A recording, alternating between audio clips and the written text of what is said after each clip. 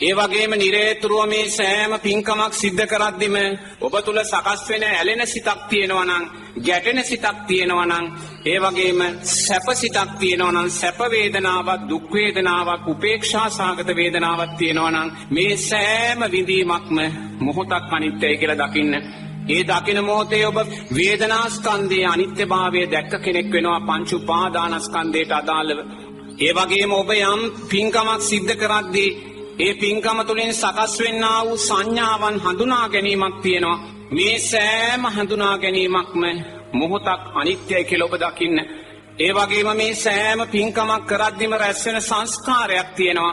ඒක කුසල් වේවා, කුසල් වේවා, පින වේවා, පව් වේවා, නිරේතුරු ඒ සංස්කාරයන්ගේ අනිත්‍යභාවය දකින්න. ඒ වගේ මේ සංස්කාරයන් හේතුවෙන් සකස් වෙන විඥානයේ විශේෂ වූ දැනීම් තියෙනවා. ඔබ පින්කමක් සිද්ධ කළා, සීල ව්‍යාපාරයක් සිද්ධ කළා, ආමිෂ පූජාවක් සිද්ධ කළා. ඒ නිසා ඔබ විශේෂ වූ දැනීම් ඇති කරගන්නවා. මේ පින්කම නිසා මට සුගතිය ලැබෙනවා, මේ පින්කම නිසා මම දෙවියෙක් වෙනවා, බ්‍රහ්මෙක් වෙනවා, මිනිස්සෙක් වෙනවා. ඒ වගේ මේ සෑම විශේෂ දැනීමක්ම අනිත්‍යයි කියලා දකින්න අන්න වර්තමාන විඤ්ඤාණස්කන්ධයේ අනිත්‍යභාවය දකිනවා. ඒ නිසා බුදුරජාණන් වහන්සේ පින්කම් කරන්න එපා කියලා ඔබට කොතනදීවත් දේශනා කරන්නේ.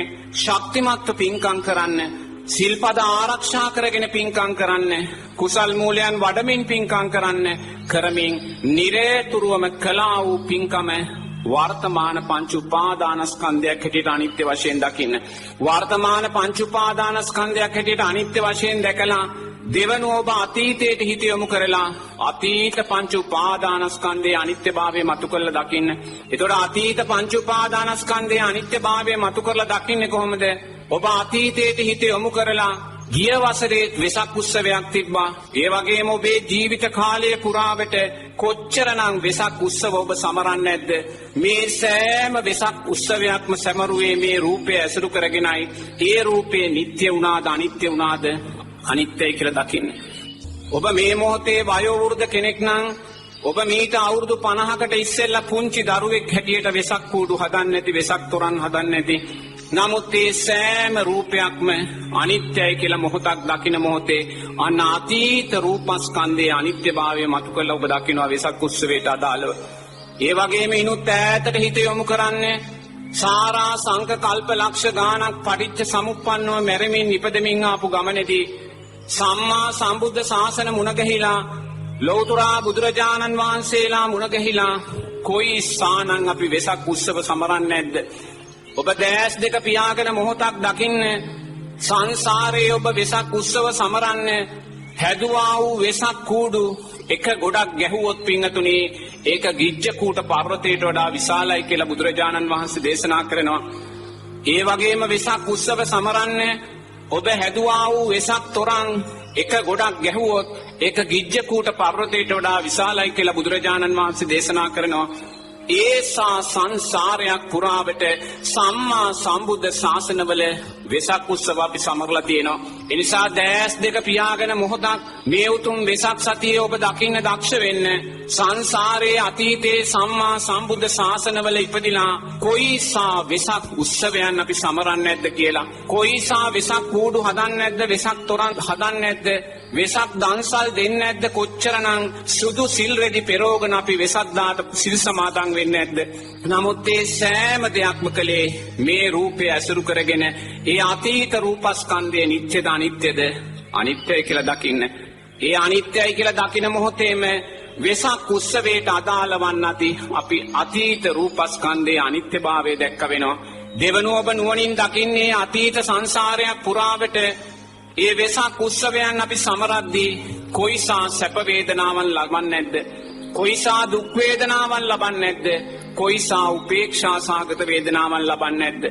අපි පත්තු කරපු වෙසක් පහන් කූඩුව ලස්සන්ට පත්තු වෙලා දැල් වෙනවා දකිද්දී අපි සැප වේදනාවක් ලබනවා.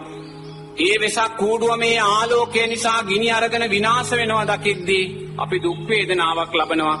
ඒ වගේ මේ වෙසක් කූඩුව පත්තු වෙලා ඒ පහන නිවිල යද්දී අපි උපේක්ෂා සහගත විඳීමක් ලබනවා. මෙවැනි සැප වේදනා, දුක් වේදනා, උපේක්ෂා සහගත වේදනා කොච්චර සංසාරයක් පුරාවට ලබන්නේ නැද්ද? ඒ සැප වේදනාවක් දුක් වේදනාවක් උපේක්ෂා සාගත වේදනාවක් අනිත්‍ය වුණා. අන්න අතීත වේදනා ස්කන්ධය මතු කරලා ගන්නවා වෙසක් උත්සවයේ තුලින්. ඒ වගේම අපි සංසාරයේ වෙසක් උත්සවවලදී කොච්චරනම් දේවල් හඳුනා ගන්න නැද්ද? මේක භක්ති ගීතයක්, මේක වෙසක් තොරණක්, මේක වෙසක් කූඩුවක්, මේක ලස්සනයි, මේක කැතයි, මේක සුන්දරයි කියලා කොයිසා දේවල් අපි හඳුනා ගන්න නැද්ද? මේක අහවල් ජාතක කතාව, මේක අහවල් ජාතක කතාව කියලා කොච්චර දේවල් වෙසක් තොරන් වලදී අපි හඳුනා ගන්න නැද්ද? මේක තරුවක්, මේක අටපට්ටමක්, මේක මේ ආකාරයේ කූඩුවක් කියලා කොච්චරනම් වෙසක් කූඩුව අපි හඳුනා ගන්න නැද්ද? මේක සරුවක් දන්සලක්, මේක බත් දන්සලක්, මේක මඤ්ඤොක්ක දන්සලක් කියලා කොච්චර දේවල් අපි හඳුනා ගන්න නැද්ද? මෙයා සිල්වතෙක්, මෙයා දුසිල්වතෙක් කියලා කොච්චර දේවල් අපි හඳුනා ගන්න නැද්ද? සෑම හඳුනා ගැනීමක්ම වෙනස් වුණා. ඒ නිසා සංඥා ස්කන්ධයේ අනිත්‍යභාවය මොහොතක් දකින්න. සංසාරයේ වෙසක් උත්සව සමරන්න ගිහිල්ලා අපි කොච්චරනම් කුසල් දහම් වඩන්නේ නැද්ද? පින් කරගන්නේ නැද්ද? ඒ පින කියන සංස්කාරේ විපාක දීලා අනිත්‍ය වුණා. සංසාරයේ වෙසක් උත්සව සමරන්න ගිහිල්ලා සිල්පද බිඳගෙන අකුසල් මූලයන් වඩලා මිනිස්සෙයින්ව මුලා කරලා වංචාකාරීව සම්මාදම් කරලා කොච්චරනම් අකුසල් රැස් කරගන්නේ නැද්ද? සෑම සංස්කාරයක්ම අනිත්‍ය වුණා. අන සංස්කාර ස්කන්ධේ අතීත සංස්කාර ස්කන්ධේ අනිත්‍යභාවය දක්වනවා වෙසක් උත්සවයට අදාළව. ඒ වගේම වෙසක් උත්සවය නිසා අතීත සංසාරයේ කොච්චරනම් අපි විශේෂ වූ දැනීම් විඥානයන් සකස් කරගන්නේ නැද්ද? කෝඩුවක් හදලා, තොරණක් හදලා, දන්සලක් දීලා, සීල ව්‍යාපාරයක් කරලා කොයිසා විශේෂ වූ දැනීම් ඇති කරගන්නේ නැද්ද? සෑම දැනීමක්ම අනිත්‍ය වුණා. අතීත විඥාන ස්කන්ධයේ අනිත්‍යභාවය දකිනවා. අන බලන්න මේ වර්තමාන වෙසක් උත්සවයේ තුලින් වර්තමාන පංච උපාදානස්කන්ධයේ අනිත්‍යභාවය මතු කරලා ගත්තා. ඔබ වෙසක් කූඩුවක් හැදුවත්, වෙසක් තොරණක් හැදුවත්, දන්සලක් දුන්නත්, සිල් සමාදන් වුණත්, සද්ධාව වැඩෙන පින්කමක් ආමිෂයෙන් ප්‍රතිපත්තියෙන් කළත් මේ සෑම දෙයක්ම රූපය ඇසුරු කරගෙනයි කරන්නේ. එතනින් ඔබ පංච උපාදානස්කන්ධේ රූපස්කන්ධයට අදාළව මතු කරලා දකින්න. ඒතර වර්තමාන පංච උපාදානස්කන්ධයේ අනිත්‍යභාවය දකින්න කෙනා, අතීත පංච උපාදානස්කන්ධයේ වෙසක් උත්සවයන් අදාළව දකින්න කෙනා, වර්තමාන පංච උපාදානස්කන්ධයත් අනිත්‍ය නම්, අතීත පංච උපාදානස්කන්ධයත් අනිත්‍ය වුණා නම්, අනාගත පංච උපාදානස්කන්ධයට එයා බැඳෙන්නේ නැහැ. එයා දන්නවා අනාගතේ මං කොයිසා සංස්කාරයන් රැස් කළත් ඒ සංස්කාරයනොත් අතීතේ වර්තමානයේ රැස් කළා වූ සංස්කාර වගේම අනිත්‍යභාවයට පත් වෙනවා කියලා.